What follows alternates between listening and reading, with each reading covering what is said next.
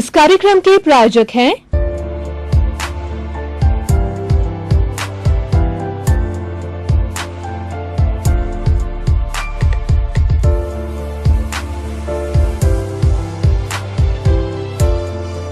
दर्शकगण, श्रोतागण, भाइयों और बहनों, मातृशक्ति को नमन। चैनल 24+ न्यूज के खास विशेष मनमोहक शिक्षा देने वाला, रूपांतरण करने वाला, अच्छा इंसान बनने वाला विशेष कार्यक्रम पुनरुत्थान में आप सभी का हार्दिक स्वागत है, अभिनंदन है, सत्कार है। पुनरुत्थान का अर्थ होता है पुनर्जागरण। जो हमारे भारतीय संस्कृति के मूल्य गिर गए हैं, उसका पतन से उत्थान की ओर जाना, गिरकर के ऊपर की ओर उठना और हमारे जीवन के अंदर रूपांतरण लाना पुनरुत्थान का उद्देश्य है, पुनरुत्थान का लक्ष्य है।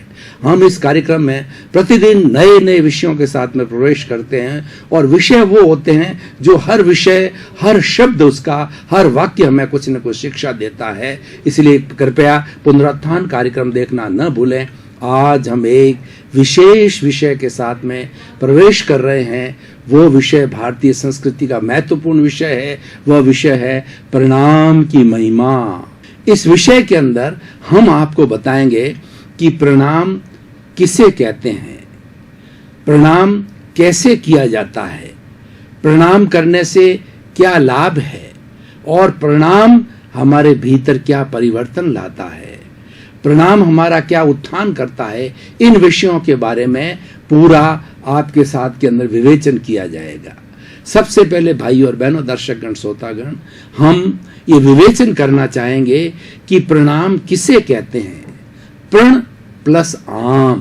प्रण मन संकल्प, यानी मेरा जो दृढ़ निश्चय है वह मैं आम मने, आम मतलब मैं आपको समर्पित करता हूं। मेरा संकल्प, मेरी अच्छी भावना, मैं आपको समर्पित करता हूं। आप मुझे शक्ति दें, जागृति दें। ये प्रणाम का अर्थ होता है समर्पण। और प्रणाम के माध्यम से हम आशीर्वाद प्राप्त करते हैं, हम ऊर्जा प्राप्त करते हैं और हम शुभ कामना प्राप्त करते हैं। प्रणाम कैसे किया जाता है? सबसे पहले प्रणाम देव, गुरु, धर्म। देव का मतलब ईश्वर। ईश्वर को प्रणाम किया जाता है, गुरु को प्रणाम किया जाता है और धर्म का अर्थ होता है हमारे मंदिर के अंदर विराजमान मूर्तियां, हमारे शास्त्र और सज्जन व्यक्ति जो कि धर्म का प्रचार करते हैं। घर में बड़े बुजुर्ग हैं, वरिष्ठ नागरिक हैं, अपनी उम्र से बड़े हैं, उनको प्रणाम किया जाता है। प्रणाम बड़ों को किया जाता है, छोटों को नहीं किया जाता है। अब प्रणाम करने से होता क्या है? प्रणाम करने से हमारा सबसे बड़ा लाभ होता है, हमारे अहंकार का विसर्जन होता है। यानी हम अहंकार अपने से बड़े के चरणों के अंदर समर्पित करते हैं और उसके साथ साथ में हम शुभ कामना, हमारा जो संकल्प शक्ति है, हम जो कुछ करना चाहते हैं, हम जो कुछ बनना चाहते हैं, उसके लिए आशीर्वाद प्राप्त करते हैं। ईश्वर का आशीर्वाद बहुत ही जरूरी है। कहा गया, God help those who help themselves. ईश्वर उसकी मदद करते हैं जो स्वयं की मदद करता है। यानी मदद का अर्थ होता है जिसकी संकल्प शक्ति दृढ़ होती है, जिसका इरादा दृढ़ होता है, जिसका निश्चय दृढ़ होता है और जिसका एम दृढ़ होता है, उसको ईश्वर मदद करता है। दृढ़ संकल्प वाले को ईश्वर मदद करता है। तो जब ईश्वर के सामने प्रणाम करते हैं तो ईश्वर जो है हमें शक्ति देता है और ईश्वर हमारी जो संकल्प शक्ति है उसको दृढ़ बनाता है, उसको मजबूत बनाता है। और संकल्प शक्ति जब मजबूत होती है तो हमारी सारी ताकत, हमारा सारी एनर्जी और सारी हमारी काम कर्मजा ऊर्जा है वो एक जगह केंद्रित हो जाती। भाई और बहनों, दर्शकगण, श्रोतागण, मैं आपको इस बात पे उदाहरण देना चाहूंगा। सबसे पहले उदाहरण देना चाहूंगा मैं अर्जुन का, गांडीव धनुषधारी अर्जुन का उदाहरण देना चाहूंगा कि द्रौपदी का संयमवर था। संयमवर में ये शर्त थी कि द्रौपदी उसी के साथ शादी करेगी जो कि ऊपर जो मछली लटक रही है, उस मछली की जो आंख जो कि नीचे तालाब के अंदर नीचे कुंड में दिखाई देती है, और उस कुंड की तरफ ध्यान करके और अपना तीर का निशान करके, और जो उस मछली की आंख का भेदन करेगा, छेदन करेगा, उसके साथ ही द्रौपदी का विवाह होगा। अर्जुन भी गांडीव जो है वो गांडीव जो है धनुषधारी, धनुष वाला अर्जुन भी वहां उपस्थित हुआ। अर्जुन को उस वक्त में पूछा गया कि तुम्हें क्या दिखाई दे रहा है। अर्जुन ने कहा कि मेरा लक्ष्य एक ही है कि मुझे वह मछली की मात्र आंख दिखाई देती है। दूसरा उदाहरण भाई और बहनों, दर्शकगण, मैं आपको देना चाहूंगा कि आपने प्रिज्म का जो है वो प्रिज्म का साथ में कभी एक्सपेरिमेंट किया होगा। प्रिज्म एक त्रिकोणात्मक जो है बिल्कुल श्वेत रंग का क्रिस्टल क्लियर जो एक पिरामिड टाइप होता है, उसको सूरज की रोशनी के अंदर रखा जाता है, तो सूरज की रोशनी प्रवाहित होकर के और परावर्तित होकर के वह एक दिशा में जाती है। तीनों तरफ की जो रोशनी एक दिशा में रिजल्टेंट बनके जब जाती है, उस दिशा के अंदर कोई आप कागज का टुकड़ा रख देंगे तो आप देखेंगे वो कागज का टुकड़ा जल जाता है, जल जाता है। वो जलता क्यों है कि सूरज की सारी किरणों की कंसंट्रेशन उस पेपर के ऊपर आ गई है, इस कारण से वो जलने लगता है। तो ये एक संकल्प शक्ति का, अर्जुन की उस संकल्प शक्ति से उसने उस आंख का भेदन किया और संयमवर के अंदर अर्जुन वो द्रौपदी को जीता और द्रौपदी का विवाह अर्जुन के साथ हुआ। और ये पेपर भी कंसंट्रेशन के कारण, जिसकी संकल्प शक्ति दृढ़ हो जाती है, ईश्वर उसके साथ है। ईश्वर उसको जो प्रणाम करता है उसको आशीर्वाद देते हैं। देव की बात हुई, गुरु की बात। गु का मतलब अंधकार और रू का मतलब दूर करने वाला। गुरु वह व्यक्ति होता है जो अज्ञान रूपी अंधकार को दूर करता है, और जिस व्यक्ति का एक बार अज्ञान रूपी अंधकार दूर हो जाता है, अच्छी तरह से दूर हो जाता है, तो वह ब्रह्म ज्ञान में विलीन के लायक बन जाता है। उसको ब्रह्म का आभास हो जाता है, उसको सम्यक दर्शन हो जाता है, उसको विद्या मिल जाती है, उसको मोक्ष का रास्ता मिल जाता है, और वह उत्तरोत्तर प्रगति करके अपने साध्य है मोक्ष तक पहुंच जाता है।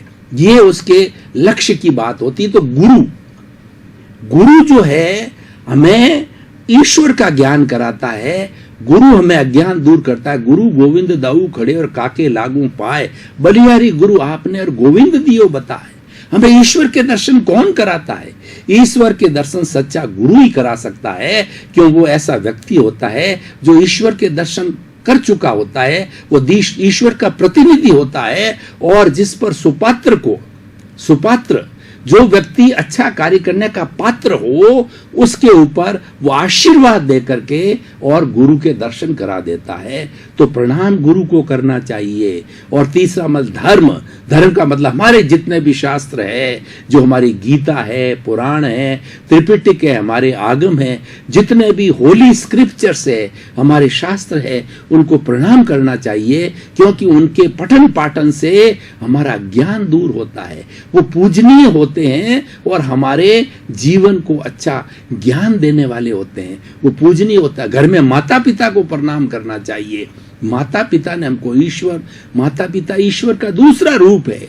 उन्होंने हमें संसार को दिखाया और हमारे जीवन का भरण पोषण करते हैं और हमें वो किसी के लायक बनाते हैं। माँ बच्चे की प्रथम पाठशाला होती है और पिता उसका अम्ब्रेला होता है। और माता पिता के लिए ऐसा कहा जाता है, अगर बच्चा उसकी संतान जीवन भर प्रतिदिन प्रणाम करके माँ बाप के पैरों का पानी जो है ना खंगाल करके प्रक्षालन करके उस पानी को रोज पिए, तो भी वो माता पिता के ऋण से उऋण नहीं हो सकता। इतना माता पिता का हमारे पर ऋण है कि माता पिता के ऋण से हम कभी उऋण हो ही नहीं सकते। तो ये माता पिता को प्रणाम। अपने से बड़े जो वरिष्ठ नागरिक होता है, अपने से जो बड़ा होता है, बड़ा कौन होता है? आयु में बड़ा होता है, अनुभव के अंदर बड़ा होता है, और उसके साथ साथ में चरित्र के अंदर बड़ा होता है, वो बड़ा कहलाता है। वो वरिष्ठ नागरिक अनुभव की खान होते हैं। भाई और बहनों, दर्शकगण, श्रोतागण, ये जो सिर में बाल व्हाइट आते हैं ना, व्हाइट कब आते हैं? जब व्यक्ति के अंदर अनुभव पराकाष्ठा पर होता है, अनुभव करते करते, संचय करते करते वो एक उच्च स्थिति तक पहुंच जाते हैं, तब उनके बाल काले से सफेद होते हैं। सफेद बाल इस बात का परिचायक है कि यह व्यक्ति उम्र में बड़ा है, ये अनुभव का खजाना है, इसके पास में बहुत अनुभव है। अनुभव और प्रतीति बड़े होते हैं। हम पुस्तकीय ज्ञान कितना ही करें, लेकिन अच्छा गुरु हो, अच्छा व्यक्ति हो, या कोई भी अच्छा प्रवक्ता हो, चरित्रवान व्यक्ति हो, उसके मुखार विंद से निकले हुए शब्द जो है हमारे जीवन में परिवर्तन लाते हैं, क्योंकि ऐसे व्यक्ति का ओरा होता है, वह शुद्ध होता है, और शुद्ध ओरे वाला व्यक्ति के अंदर जाने से में सुकून महसूस होता है, शांति मिलती है, उसके शब्दों में इतनी ताकत होती है कि हमारा रूपांतरण होता है। इसीलिए मैं साधु संतों की, सन्यासियों की सत्संग के अंदर जाते हैं, अरूबरू पास में जाकर के विचार विनिमय करके, उसके शब्दों को सुन करके उसके अंदर विशेष परिवर्तन आता है। पुस्तकीय ज्ञान से भी परिवर्तन होता है, पर वो परिवर्तन कम होता है। अरूबरू जो है उसकी कृपा भी मिलती है। अगर आप अच्छी भावना लेके जाओ तो ऐसे गुरु की कृपा भी मिलती है। दर्शकगण, श्रोतागण, काफी समय से हम एक भारतीय संस्कृति के विशेष विषय के ऊपर विवेचना कर रहे थे। अब थोड़े समय के लिए तरोताजा होने के लिए ब्रेक ले रहे हैं।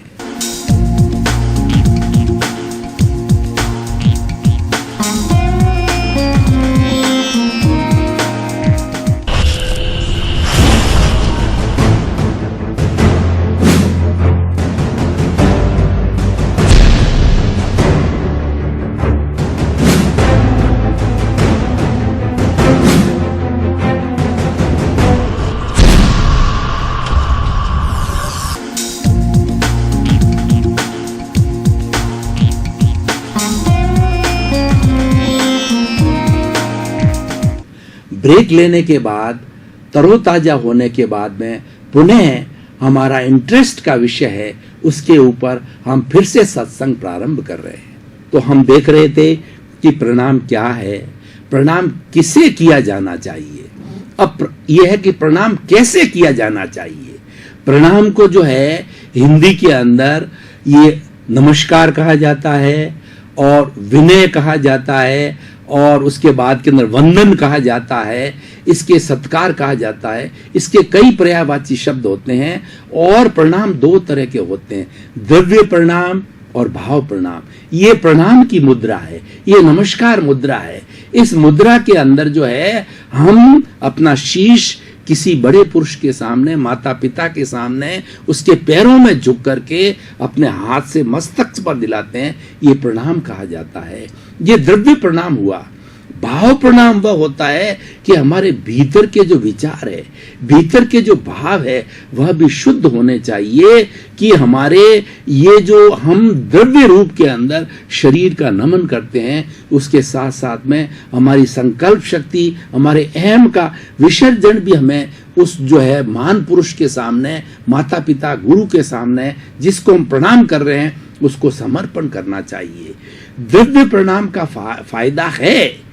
द्रव्य प्रणाम भी एक तरह का आसन है, लेकिन उसका फायदा थोड़ा है, वह फॉर्मेलिटी है। लेकिन भाव प्रणाम के साथ में द्रव्य प्रणाम किया जाता है, उसका 100% लाभ होता है।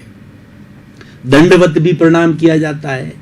जैसे हमने कई बार देखा कि हमारे यहाँ रणुचा, रामदेवरा एक बहुत बड़ा तीर्थ है। रामदेव जी मुसलमान और हिंदुओं दोनों के लिए पूजनीय ईश्वर है, भगवान है, अवतार है। रामदेव जी अवतार हुए हैं, और वो दोनों के पूजनीय होने के कारण में हमारे राजस्थान, हरियाणा, पंजाब, गुजरात, पूरे देश से लोग जो है सावन भादो के महीने के अंदर हजारों लाखों की तादाद में वहां एकत्रित होकर के और रामदेव जी को प्रणाम करते हैं, वंदन करते हैं। उसके अंदर बहुत से कुछ ऐसे लोग भी होते हैं, कई कई किलोमीटर पर दंडवत प्रणाम करते हुए आते हैं। बहुत कठिन साधना है। दंडवत ये होता है कि पेट के बल सो करके और अपने हाथ की मुद्रा को आगे करके पैर को जो है वो लंबा करके और इस तरीके से प्रणाम करके फिर पुनः खड़े होकर के फिर उस पुनः की मुद्रा के अंदर ये दंडवत प्रणाम कहा जाता है। गुरु के सामने जो है हम जाकर के दंडवत प्रणाम करते हैं। ये दंडवत प्रणाम करने की हमारी भारतीय संस्कृति के अंदर ये बहुत पुरानी परंपरा है। भारतीय संस्कृति के अंदर प्रणाम को बहुत बड़ा महत्व दिया गया है। हमारे जितने भी धार्मिक ग्रंथ है, वेद लिए, उपनिषद, पुराण, स्मृतियां और त्रिपिटक और महाभारत, रामायण और उसके बाद में गीता, उसके बाद में आगम, जितने भी हमारे भारतीय संस्कृति के सब धर्म दर्शनों के 55 तरह के धर्म दर्शन भारतीय संस्कृति के भारतीय विश्वविद्यालयों के अंदर पढ़ाए जाते हैं बाकायदा और उसकी शिक्षा दी जाती है। उन सभी धर्म दर्शनों में प्रणाम को एक सर्वोत्कृष्ट मूल्य के रूप के अंदर स्थापित किया गया है। और हमारी भारतीय संस्कृति तो ऐसी है कि प्रातः काल उठते ही घर के अंदर माता पिता को प्रणाम करो, ईश्वर को प्रणाम करो, गुरु विराजित है तो गुरु को प्रणाम करो, बड़ों को प्रणाम करो। ये संस्कृति हमको बचपन से ही सिखाई जाती है। और उसके अलावा मंदिर में जाते हैं तो हम ईश्वर को प्रणाम करने के लिए जाते हैं। गुरु जी के पास में सत्संग करने जाते हैं तो गुरु को प्रणाम करके जाते हैं। चारों तरफ प्रणाम की महिमा है, गाई गई है। अब प्रणाम करने से लाभ क्या है? ऐसा है कि कोई भी कार्य करें तो हमें उसकी मेरिट्स और डीमेरिट्स को तो देखना चाहिए, उसके जो हेय और उपादेय को देखना चाहिए कि ये ग्रहण करने योग्य है या ये जो छोड़ने योग्य है। ज्ञेय का मतलब सब चीज, हर चीज की जानकारी करनी, जानकारी करने के बाद के अंदर ये ज्ञेय करना, ये हेय या उपादेय का जो हमें विवेक जागृत करना, विवेके धम्ममाइये, विवेक को ही धर्म कहा गया है। हेय और उपादेय का डिस्टिंक्शन करना, उसकी भेद रेखा खींचना जो है, ये हमारा बहुत बड़ा जो है वो कार्य होता है। और ये हेय और उपादेय ही धर्म कहलाता है, क्योंकि विवेक जागृत करता है। और विवेक व्यक्ति का जो है इंट्यूशनल होता है। बहुत बड़े बड़े विद्वान होते हैं, पुस्तकीय ज्ञान के बड़े बड़े विद्वान हो जाते हैं, लेकिन उनको जो है भीतर का अनुभव नहीं होता है, उनकी जो भीतर प्रज्ञा जागृत नहीं होती है, वो तोता रटन करते हैं। लेकिन कुछ ऐसे अनपढ़ लोग, हमारी पुरानी माएँ, दादियाँ, नानियाँ, उनकी प्रज्ञा इतनी जागृत हुआ करती थी कि वो प्रज्ञा के माध्यम से सोचती थी, उनके अंदर अहम नहीं होता था, इतनी सरलता होती थी। वो सरलता के कारण जो है सहज ही वो जो बात बताती थी, वो बड़ा बड़ा व्यक्ति भी उस बात को नहीं बता सकता था। वो उनके भीतर से आता था, इंट्यूशन से आता था, उसकी प्योरिटी से आता था, प्रज्ञा के जगत से आता था। इसलिए हमारी गीता के प्रज्ञा चक्षु कहा गया है। प्रज्ञा चक्षु महान व्यक्ति होता है और वह व्यक्ति हर जगह पूजनीय होता है, क्योंकि वो बात जो है प्रज्ञा की बात करता है, संतुलन की बात करता है, सत्य बात बताता है। प्रज्ञा पुंज कहा गया है हमारी भारतीय संस्कृति में। ये सब चीजें कहाँ से प्राप्त होती है? प्रणाम से भी आती है। अब कई बार क्या होता है कि हमारे गुरुजी 100 किलोमीटर दूर बैठे हैं, या हमारा मंदिर जो इष्ट देवता है वो बहुत दूर होता है, माता पिता दूर होता है, तो हम आंख बंद करके और भीतर उसके यहाँ पर हमारे ललाट के ऊपर जो है उसका चित्र बना करके माता पिता को, इष्ट का या गुरु का, उनको भी हम प्रणाम करते हैं। उनको प्रणाम करने से सहज हमारी भावना उनके तक पहुंच जाती है। भाइयों और बहनों, दर्शकगण, श्रोतागण, जो हमारी आत्मा होती है उसको अव्याबाद कहा जाता है। यानी मेरी आत्मा की प्रॉपर्टी ये है कि शुद्ध आत्मा किसी को दुख नहीं देती, और सामने वाले की आत्मा गुरु की हो, माता पिता की हो, देवता की हो, ईश्वर की हो, वरिष्ठ नागरिक हो, उसकी भी आत्मा की सेम क्वालिटी जो मेरी आत्मा की सेम क्वालिटी है। मैं शुद्ध आत्मा की बात करता हूँ, बद्ध आत्मा की बात नहीं करता, मुंडेन सोल की बात नहीं करता। सभी आत्माएं जो शुद्ध आत्माएं हैं, किसी की भी हो, वो अव्याबाद कहलाती है। यानी वो किसी एक दूसरे को दुख नहीं देती और वो इतनी शुद्ध होती है कि संप्रेषण की भावना उसके एरिया के अंदर बात चली जाती है तो गुरु को हमारा नमस्कार स्वीकार हो जाता है, ईश्वर को भी हमारा नमस्कार स्वीकार हो जाता है, माता पिता को हमारा नमस्कार स्वीकार हो जाता है, हमारा प्रिय वरिष्ठ नागरिक है कहीं दूर बैठा है उसको हम भाव मन से अगर प्रणाम करते हैं, भावों की शुद्धि के साथ प्रणाम करते हैं, समर्पण के साथ प्रणाम करते हैं तो वो प्रणाम हमारा वहां तक पहुंच जाता है। भाई और बहनों, दर्शकगण, श्रोतागण, प्रणाम का सबसे बड़ा लाभ, पहला लाभ यह है कि अहंकार का विसर्जन होता है। हमको रुलाने वाला, हमको ये 84 लाख जीवा योनि में भटकाने वाला, हमको लड़ाई करने वाला, झगड़े कराने वाला और युद्ध कराने वाला, मिथ्या दर्शन देने वाला, ये सारा अहंकार है। आज का हम सिनेरियो देखें तो आज सृष्टि के अंदर इतनी बुराइयां क्यों व्याप्त हो गई है? इस बुराइयों के व्याप्त होने का एक ही मुख्य कारण है कि व्यक्ति बहुत इगोस्टिक बन गया है, व्यक्ति के अंदर अहंकार बहुत आ गया है। हर व्यक्ति ये समझने लग गया है मैं बहुत बड़ा ज्ञानी हूं, मैं बहुत बड़ा धनाढ्य हूं, मेरा उस व्यक्ति से कोई गर्ज नहीं है, उस व्यक्ति से मेरा कोई काम नहीं पड़ने वाला है। मतलब उसको अहंकार इतना होता है कि वो अपने आप को दुनिया का नंबर 1 गिनने लगता है। लेकिन वास्तविकता कुछ और है। वास्तविकता क्या है? परम विनय, मैं कुछ नहीं जानता, मैं अनपढ़ हूं, मैं मूढ़ हूं, मैं बिल्कुल ही नहीं जानने वाला हूं। मतलब नहीं जानना का अर्थ है कि सब कुछ जान लेना। जो अपने आप को मूढ़ मानता है, जो अपने आप को बिल्कुल ही अज्ञानी मानता है, इसका मतलब वह व्यक्ति ज्ञान के पराकाष्ठा पर धीरे धीरे पहुंच रहा है, यानी उसके अहंकार का विसर्जन हो गया।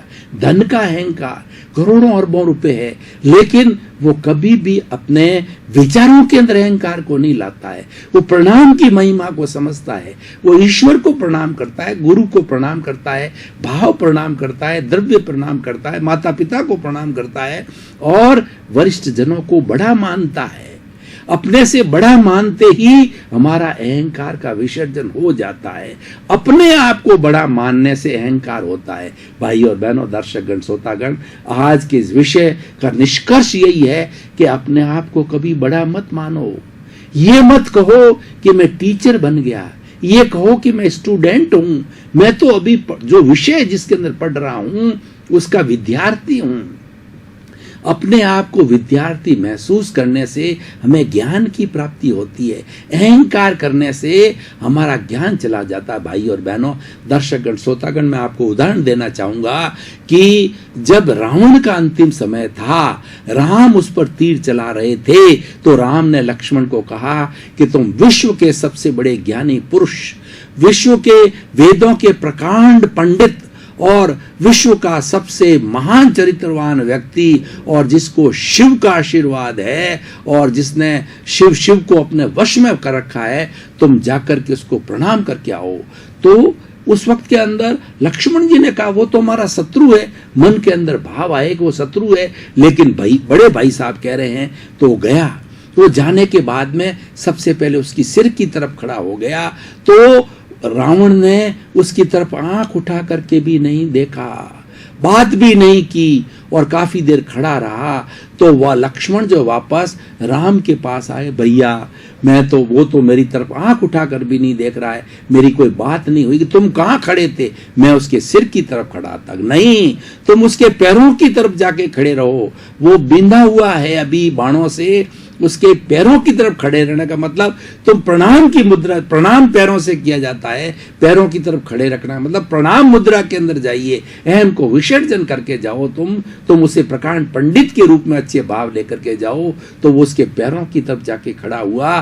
तो उन्होंने ये बताया रावण ने कि भैया लक्ष्मण, मैं विश्व का सबसे बड़ा ज्ञानी व्यक्ति हूं, आपके भाई साहब राम जी ने बताया, लेकिन मेरे इस अहंकार के कारण मेरी ये दुर्दशा हुई है।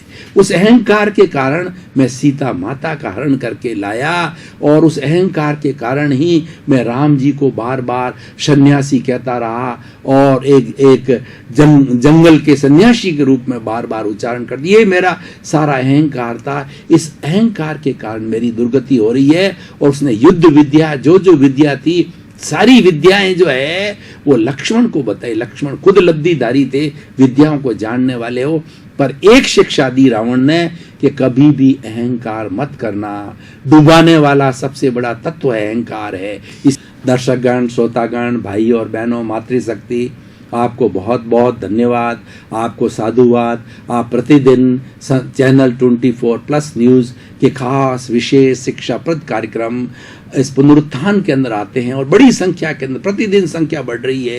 ये मेरे लिए भी खुशी की बात है। वक्ता के सामने जब श्रोताओं की संख्या होती है तो वो अच्छी अच्छी बातें सहज उसके दिमाग से निकलती है। वो चाहता है कि मेरा ऑप्टिमम नॉलेज है वो मेरे श्रोताओं तक पहुंचूं, जगत कल्याण हो, जगत के सभी जीवों को सुख मिले।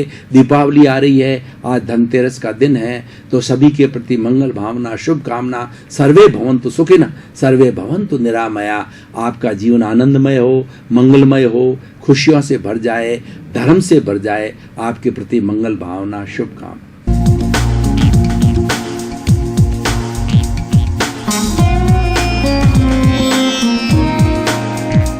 इस कार्यक्रम के प्रायोजक हैं